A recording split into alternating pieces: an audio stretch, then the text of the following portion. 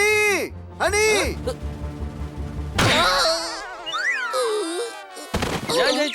ഞാൻ ജയിച്ചു. എന്താടാ പോപ്പട്ടെ, ഞാൻ തോറ്റുപോയല്ലേ? നീ എന്തിനാ പുറകേന്ന് വിളിച്ചത്? കഴുതേ, ഞാൻ നിന്നെ ചീറപ്പ് ചെയ്യുമായിരുന്നു. എന്ത് പറ്റി കിറ്റി?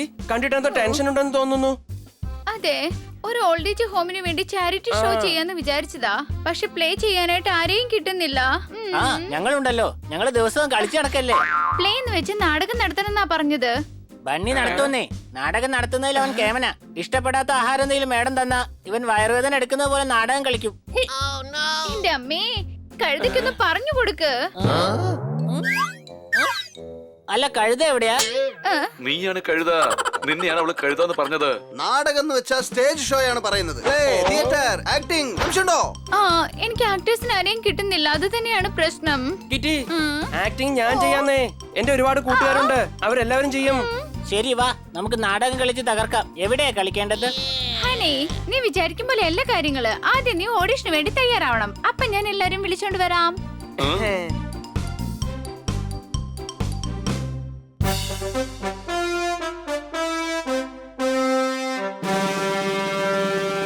ശരി, എന്നാ നിനക്കറിയാവുന്ന ആക്ടിംഗ് എല്ലാം ചെയ്ത് കാണിക്ക്. സർ, എല്ലാം ഇവിടെ തരികിടയാണ് സർ. ഒരു ദിവസം ഞാൻ കടയിൽ പോയി എന്റെ കൂട്ടുകാരന്റെ വിവാഹത്തിന് ധരിക്കാനായി ഒരു കുർത വാങ്ങിയായിരുന്നു. ആ കുർതയുടെ വില 500 രൂപയായിരുന്നു. വിവാഹത്തിന് പോയപ്പോ എന്റെ കൂട്ടുകാർ എന്നോട് ചോദിച്ചത് എന്താണെന്ന് അറിയാമോ? ഈ 10 രൂപയുടെ കുർത എവിടെ നിന്ന് കിട്ടിയെന്നാണ്. എടാ ചോർദാറെ, നിനക്ക് ഭാവം ശരിക്കും വരുന്നില്ല. നീ ഒന്നുകൂടെ ശ്രദ്ധിക്കണം. നീ ജഡ്ജൊന്നും ആവണ്ട, പോയി ആക്ട് ചെയ്യേ. ഞങ്ങളെ ആരും സ്വാഗതം ചെയ്യില്ല. ചിലപ്പോഴൊക്കെ ഞങ്ങളെ സ്വാഗതം ചെയ്യുന്നത് നല്ല തൊഴിയോട് കൂടിയായിരിക്കും. അപ്പൊ നമുക്ക് നല്ല ദേഷ്യം വരും. ആ ദേഷ്യത്തിൽ നമ്മൾ എന്നെയാണോ നീ ഇത്ര തല്ലിയത് എന്ന് പറഞ്ഞ് പ്രശ്നങ്ങളൊന്നും ഉണ്ടാക്കാതെ മിണ്ടാതെ എവിടെങ്കിലും പോയി കിടന്നുറങ്ങാൻ നോക്കും. എടേ, ഞാൻ പണ്ട് തൊട്ടേ ഒരു പ്രശ്നക്കാരൻ തന്നെയാണ്. എന്റെ അടുത്ത് വന്ന് വല്ല പ്രശ്നം ഉണ്ടാക്കിയ ഈ മുണ്ടൊന്ന് മുറുക്കി കുത്തി നിനക്കിട്ട് ഞാൻ സവാരി ഗിരിഗിരി നടത്തും. കളി എന്റെ അടുത്ത് വേണ്ട മോനെ ദിനേശ. ഇത് സ്ഥലം വേറെയാണ് മോനെ. നാടകമാണ് വേണ്ടത്, ഡാൻസ് അല്ല.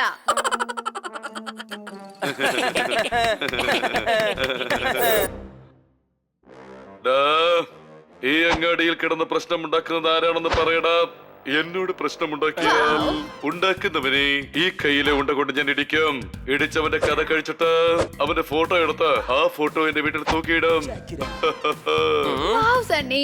എന്ത് നല്ല ആക്ടിങ്ങാ, എന്ത് നല്ല ശബ്ദാ നിന്റേത്. എന്റെ അമ്മോ സണി, നീ എന്തായാലും കലക്കി. കിറ്റിക്ക് സന്തോഷായി. നീ ഉണ്ടല്ലോ, നീ ഒരു പുരുഷനല്ല, നീയൊരു മഹാപുരുഷൻ. കിട്ടിപ്പോയി, എനിക്ക് എന്റെ ഹീറോയെ കിട്ടിപ്പോയി. കിറ്റി, എന്തായാലും നിന്റെ ഹീറോ ഞാൻ ആയിക്കൊള്ളാം. കൂടാതെ എന്റെ ശബ്ദവും നിനക്ക് ഇഷ്ടപ്പെട്ടല്ലോ. ശബ്ദം എനിക്ക് ഇഷ്ടായി. അതുകൊണ്ട് നീയാണ് അക്ബറായിട്ട് അഭിനയിക്കേണ്ടത്. ബണ്ണി സലീമും പിന്നെ ഞാൻ അനാർക്കലിയും. നിർത്തൂ. എന്തുവാണ് ഇത്? അപ്പൊ ഞാനെന്താ ചെയ്യാ? ഞാനും ആക്ടർ തന്നെയല്ലേ. നിൽക്കൂ, ഞാൻ ചെയ്ത് കാണിച്ചു തരാം. വേണ്ട, കളി എന്നെ പഠിപ്പിക്കാൻ നോക്കണ്ട. അങ്ങനെ കളി എന്നെ പഠിപ്പിക്കാൻ നോക്കിയാൽ കളി എന്താണെന്ന് നിന്നെ ഞാൻ പഠിപ്പിക്കാം. കളി അങ്ങ് അവസാനിക്കും. നീയാണ് ഇതിലെ ബൗൺസർ. കലക്കി പൊളിച്ചു തിമിർത്തു. സലീം അനാർക്കലിയുടെ കളിയിൽ ബൗൺസർ എവിടെ നിന്നാണ് വരുന്നത്? ഒരിടത്തും വരില്ല. പക്ഷെ നാടകം നടക്കുന്ന സ്ഥലത്ത് നിന്നെ പോലെ ആരെങ്കിലും പ്രശ്നം ഉണ്ടാക്കിയാ തൂക്കിയെടുത്ത് വെളിയിൽ എറിയാൻ വേണ്ടിട്ടാ ബൗൺസറുടെ ആവശ്യം വരുന്നത്. നാളെ തന്നെ റിഹേഴ്സൽ തുടങ്ങാം. ഞാൻ ഓരോരുത്തർക്കും അവരവരുടെ റോളുകൾ പറയാം. അടുത്ത ആഴ്ച തന്നെ നാടകം തുടങ്ങാം.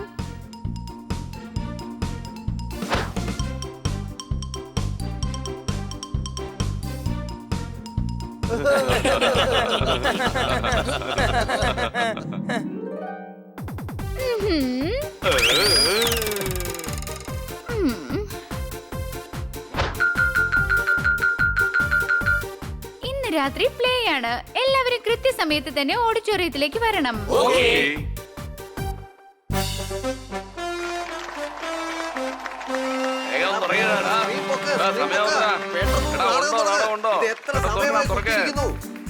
നിങ്ങൾ ചെയ്യേണ്ട കാര്യങ്ങൾ ചെയ്യേണ്ട സമയത്ത് തന്നെ ചെയ്തിരിക്കണം. നല്ല നാടകം കാണണമെങ്കിൽ കുറച്ചു നേരം കാത്തിരിക്കണം. അടികൈ. എത്ര നല്ല സിനിമകൾ വന്നാലും നാടകം കാണുന്ന സുഖം വരികയുമില്ല. നാടകങ്ങൾ എത്രയുണ്ടായാലും സലീം അനാർക്കലി പോലെയുള്ള കഥ ഉണ്ടാകുകയുമില്ല. കൈയടി. കവിതകൾ ഇഷ്ടമാണെങ്കിൽ ഞാൻ ഒന്നുകൂടെ ചൊല്ലാം. എടാ നിർത്താൻ എത്രയും പെട്ടെന്ന് നാടകം തുടങ്ങാൻ പറടാ. എടാ ആരടാ അത് പറഞ്ഞത്? തൂക്കിയെടുത്ത് ഞാൻ തൂമ്പ് കൊണ്ടടിക്കും. എന്നാ ശരി, ഇപ്പോൾ തന്നെ നാടകം തുടങ്ങാം. സലീം അനാർക്കലി. ബാദ്ഷാ സലാമത്ത് സിന്ദാബാദ്. തെറ്റാണ്. ഇത് ബാദുഷാ സലാമത്തല്ല, ഇത് ബാദുഷാ അക്ബറാണ്.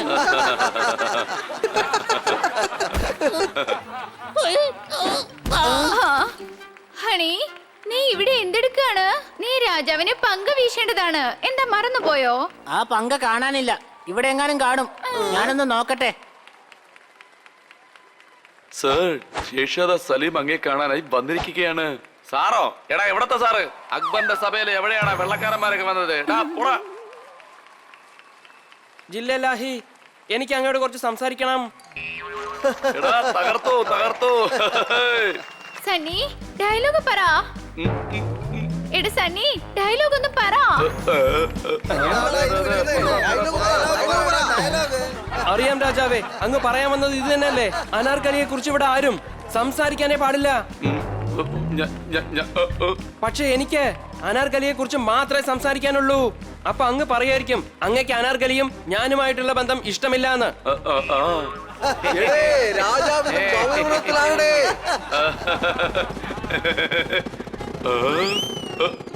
നീ എന്താ ഈ കാണിക്കുന്നത്? പഴയ കാലത്തുള്ള പങ്ക് എവിടെ പോയെന്ന് അറിയില്ല. അതുകൊണ്ടാ ഞാനിത് കൊണ്ടുവന്നേ.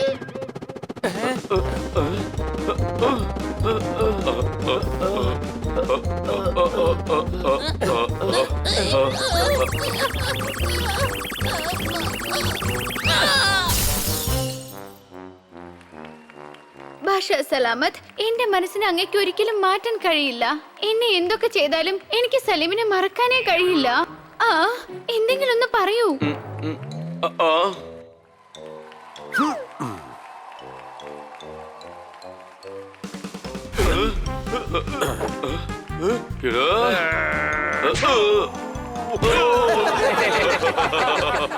നോക്ക്, നീ ആ സലീവുമായിട്ടുള്ള തരികിടി എനിക്ക് ഒട്ടും ഇഷ്ടമല്ല. മനസ്സിലായോ? അനാർക്കലി ഇല്ലാതെ എനിക്ക് ജീവിക്കാൻ കഴിയില്ല. അതെയോ? ദേ നോക്ക്, ഈ സലീം പൈലിനെ പിടിച്ചോണ്ട് പോയി വല്ല തുറങ്കിലും അടയ്ക്ക്. തുറങ്കിലടക്കേണ്ടത് എന്നെയാണ്. ശരി, എന്നാൽ നമ്മുടെ കിറ്റിയെ പിടിച്ച് തുറങ്കിലടയ്ക്ക്. അനാർക്കലിയെയാണ്. എടാ, ഇത് ഫുള്ളായിട്ട് കൺഫ്യൂഷൻ ആയല്ലോ. എല്ലാത്തിനെയും പിടിച്ച് തുറങ്കിലടയ്ക്ക്. അയ്യോ, അക്ബറിന് വട്ടാടാ, വട്ട്. വട്ടാ. എടാ, അതാരടാ പറഞ്ഞേ? ആരാ പറഞ്ഞെന്ന് പറയടാ.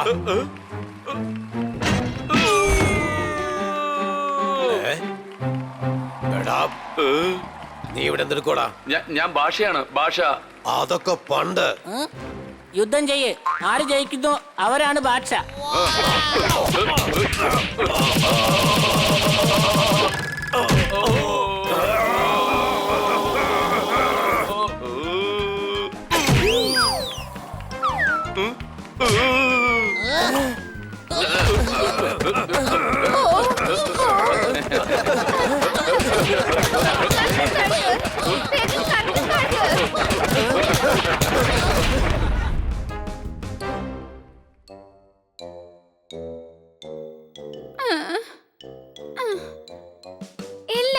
എല്ലാരും കഴുതകളാ.